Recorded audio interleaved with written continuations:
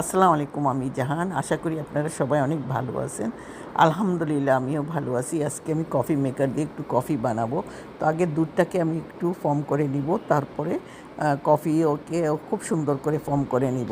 তো আমি কোনো এক ভিডিওতে বলেছিলাম যে আমি কফি লাভার না, বাট আমি আমার স্টাইলে যদি এইভাবে কফি বানাই, আমি কেন, আপনারা সবাই খেতেই পছন্দ করবেন।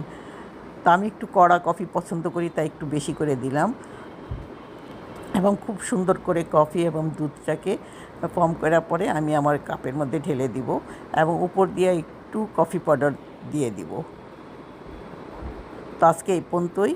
আবারও কোনো নতুন কোনো ভিডিও নিয়ে আপনাদের সামনে হাজির হব। সেই পর্যন্ত আপনারা সবাই ভালো থাকবেন, সুস্থ থাকবেন। আল্লাহ হাফিজ।